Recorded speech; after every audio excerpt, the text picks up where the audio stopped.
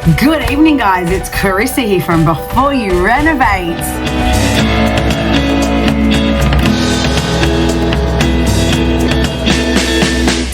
We're talking budgets and how to minimize a budget blowout in your renovation, which could be deadly to continue in your reno, could be deadly to your finances, could put a massive halt, a massive delay on your project, could mean you have to remove something from your scope. So no one I have ever met in the 250 plus clients that I've worked with have ever said to me that they've got an unlimited budget, ever. So today I want to share with you guys what's going on with us this week.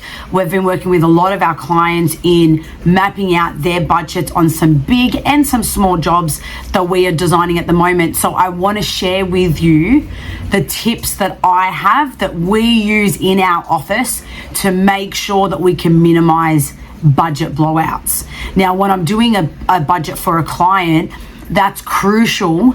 Me as the professional, my company as the professional consulting team, to be able to make sure that we get the budget to where we want it to be and that during the project we don't have blowouts. So I'm going to walk you through some really key factor tips that you yourself, when you get to renovating, before you renovate, you need to walk yourself through this and map these out for yourself. You'll become a little professional in the renovation space if you can follow my tips, my tricks, and my expertise in order to get yourself ahead, that most people don't do because a lot of them rush to hurry up and renovate. So take a step back, take a breath, and look at this as a project. Whether you're selling your property, buying a new property, renting your property out, or doing up your dream home, it is still a project. I want you to pull yourself away from it, pull yourself away from what you're trying to achieve, and focus on the fact that it is a project on a property. You have an outcome, you've got a budget, and you've got a list of things that you need to do in order to achieve whatever you're trying to achieve. Now, obviously, from an investment property to a dream home, an investment property, you have to have a strict budget, because if you invest too much money, you're not going to get the same asset return. If you invest not enough money, you're not going to get the same asset return. You're not going to get the same increase in the rental. You're not going to maximize your rental increase. And if you spend too much and get too carried away, you're not going to get the same return on investment, whether it's the increase in rent and the asset value, but the tax depreciations.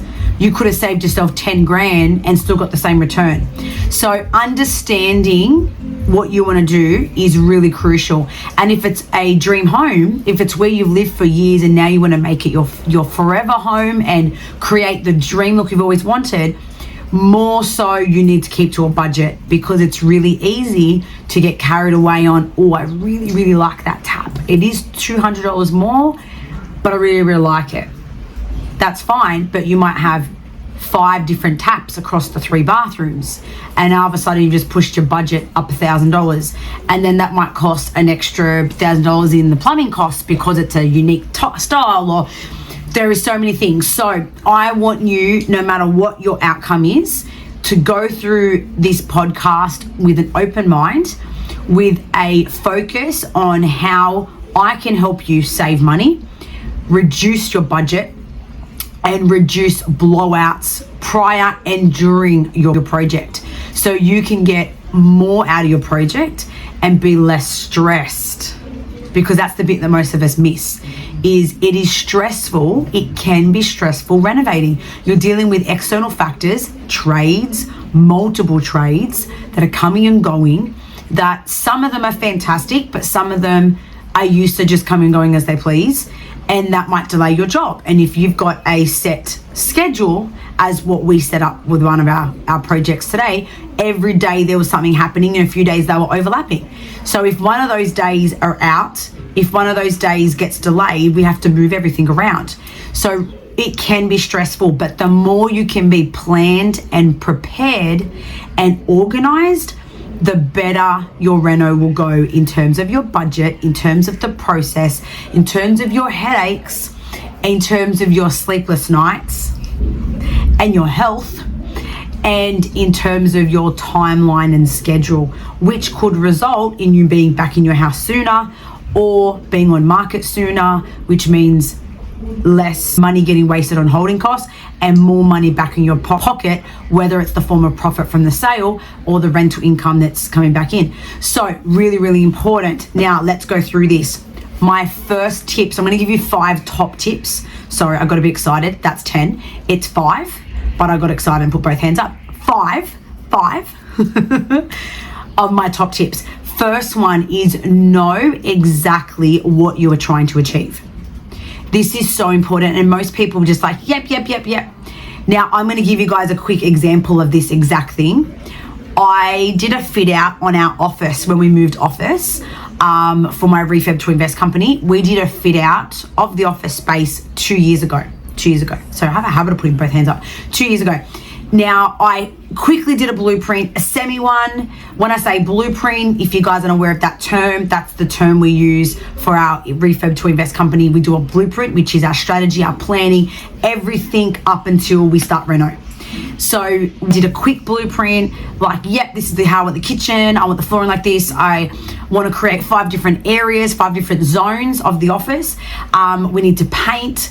There was a reception desk that already built in. I worked out what a part of that I wanted to remove and what I wanted to keep, and the feature walls, and then how I was going to set up the furniture. What I didn't cross-check was the size the fridge would fit. I just ordered a fridge, and the fridge was the wrong size, so lost money on the fridge. And just little things that I didn't foresee because I didn't properly plan. Now I do this for a living, and I thought, yeah, I'll be right. I just 3/4 did it and didn't do the rest. So there was budget blowouts, and there was also moments where I got a little bit attached to all the furniture and probably spent a few grand more than what I needed to, because I was like, I really, really like that. And then some items come back that were crap. The quality was really bad. I didn't properly read the reviews, and lost a bit of money because I just threw them out and bought new items. So, things like coffee tables and things like that. So now, only a minor blowout for me. However, I don't have unlimited budget like anyone else. So to be able to have sat down, because I was like, but I'm really, really busy. I've got so much work to do. My clients need me. The office, yeah, that's going to be an easy project. I'll just this, I'll be good. And from signing the lease, we wanted to be up and running as soon as possible. But that's where things can fall apart, and that's money. No one has limited money. That was a couple grand that I wish if I spent the extra couple hours, I could have saved back. So know your outcome. Know what you are trying to achieve, exactly what you want. Okay, so the first part of that, are you trying to increase rental? Are you trying to get more asset value? Are you trying to sell it to make more profit? Are you trying to create your dream home? What is it of them that you're trying to do? That's the first part. Second part, they know exactly what your scope is.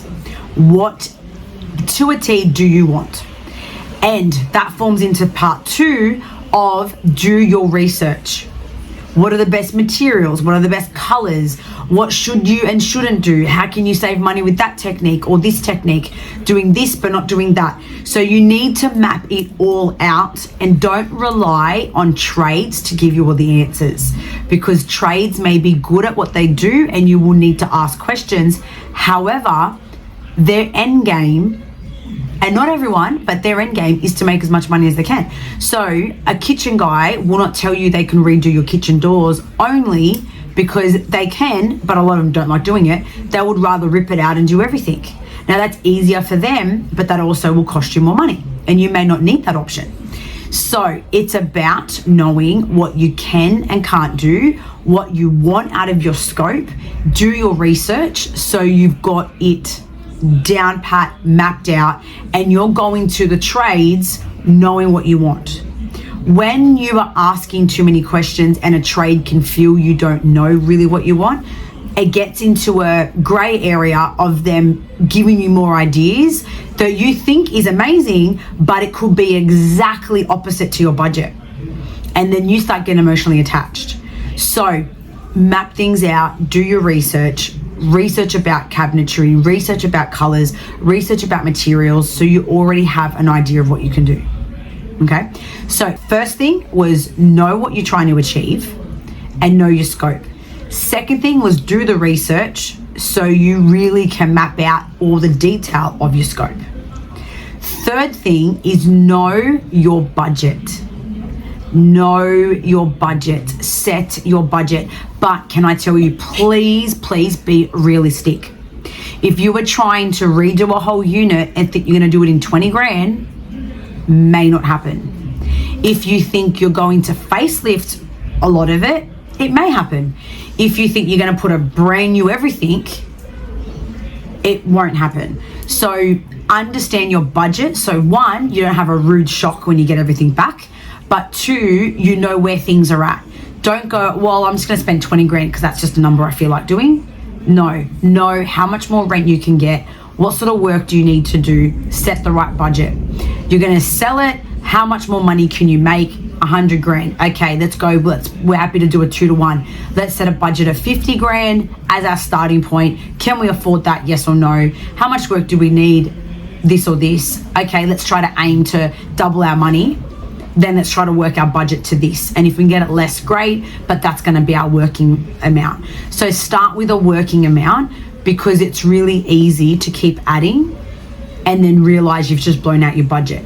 So you need to set your budget and you need to use a spreadsheet and write down everything, including rubbish removal, including light globes, including the final clean, anything. And think about, if you're getting hands-on, what it would cost you if it was you. So you can plan that if you get bigger on doing more projects where your time is still valuable, what would it cost if you replaced you to have someone go clean it, or you replaced you to do the start of the demo, or replaced you to do the painting.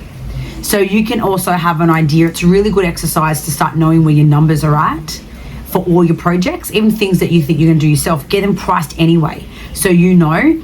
And then you know that, okay, I need an extra 10 grand because I painted instead of getting the painter in, for example. So understand all your numbers around your work. Fourth thing is then source your trades. Now, a couple of pointers I'm going to give you guys on sourcing trades is look on local pages, look and request on your social media for recommendations, ask family and friends, ask neighbors. And even just as you're driving around and you see any vans in your area, you see them stopped, you see any building signs, take note and ask questions. Ask about how long they've been in business, ask what type of work they mainly do. Now, just because he's a builder doesn't mean he's great at your particular job. I know many builders that specialize in new homes, they don't do a lot of renos. I know ones that do more renos than new homes. I know ones that do more extensions and granny flats than renos. So make sure you're asking the right questions so you know that what you want is what they specialize in. If they're used to doing new builds, a reno is a very different ballgame.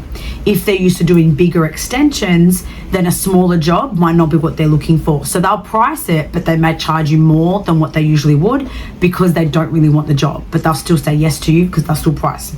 So just understand what type of work they do, ask those questions. Same with trades, make sure they've got licensing, they're qualified. If it's a builder, they've got home warranty. So a couple really important factors when you're sourcing trades. And when you're talking to them, you also want to ask for references. Can they give you the last 3 clients that works for them? Ask questions. Where was the property? What was the scope they did? Can you send me photos? Do due diligence just to cover yourself. Doesn't mean you're going to avoid an argument. They might do something wrong.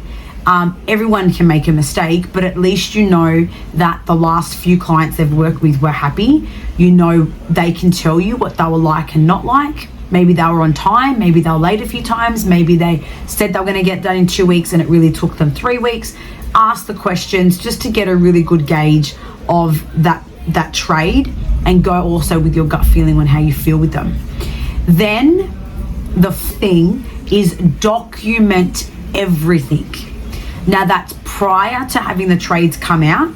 Document, draw, have everything written out so it's in writing, and give them that as part of their scope of works. But it's up to you to make sure that you've written all the scope correctly and the right detail. So if it's your project, write how many downlights, how many fans, what rooms need carpet, what rooms need floorboards, what's the look of the kitchen. Now that may change slightly when the kitchen guy comes with his expertise, but already work out roughly how you want everything to be, draw it up. It costs, I think they're like $10. Get a scale ruler. I don't think I have any here with me, but get a scale ruler.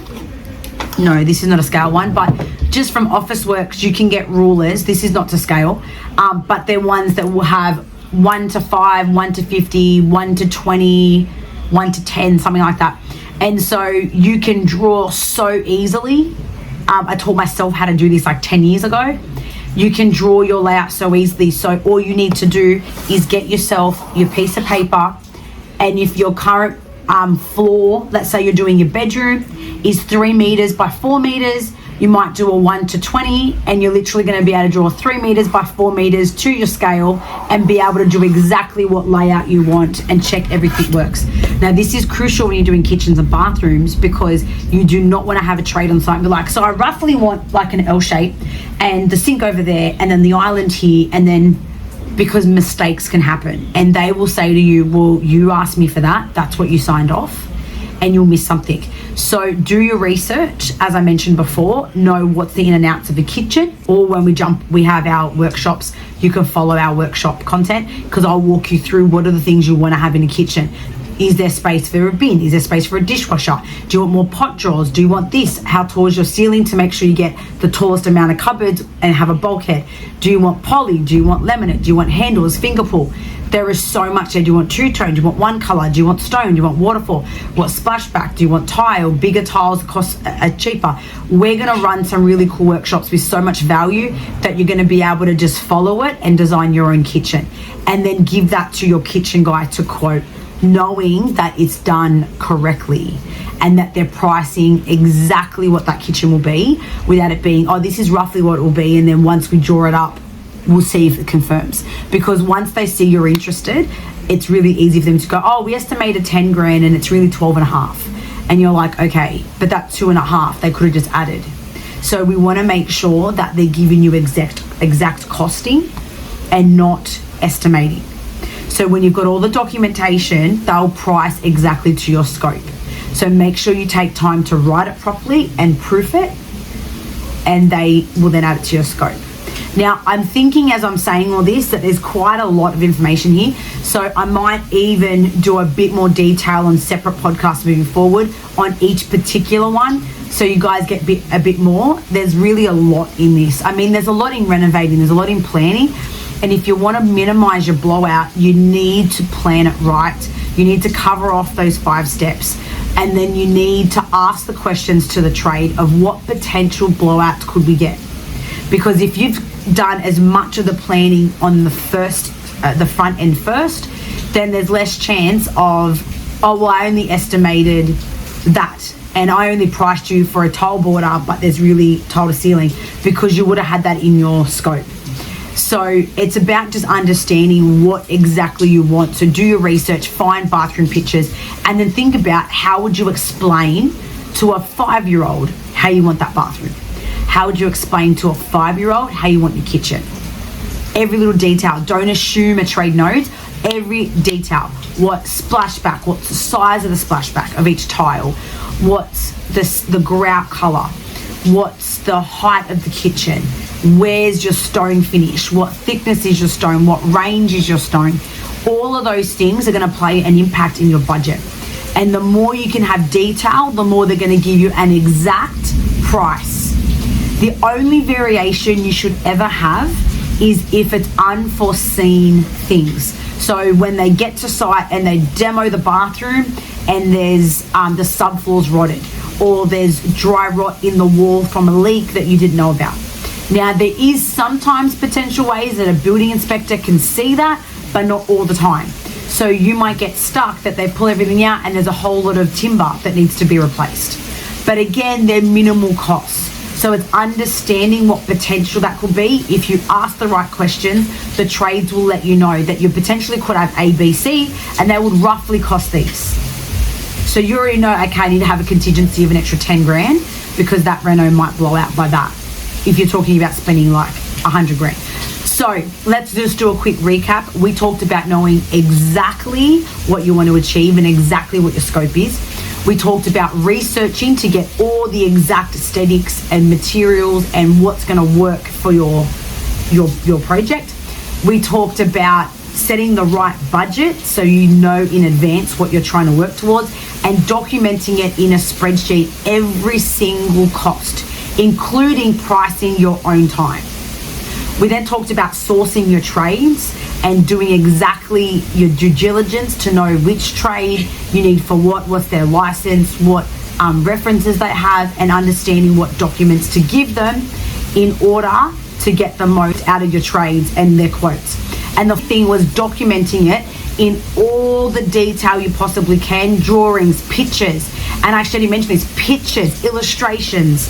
I get photos and I edit them, and I'm going to show you guys this in our workshops. I edit them, I can draw on them. So if I'm trying to show, look, this is the front of the house, I want to add an awning here, they can get a representation of what I'm trying to say. So we're on the same page for the quote. So get those 5 steps done before you renovate to minimize your budget blowout, and then stick to it and stay emotionally attached from it and just see it as numbers and ticking off boxes.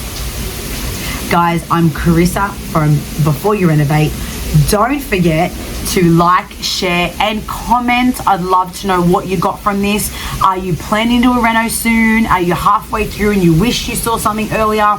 Tell me where your status is. Tell me about your renovation journey, and tell me what you just learned from this video, so I know that I'm giving you guys content that you guys want to hear and that you can learn from. Happy renovating.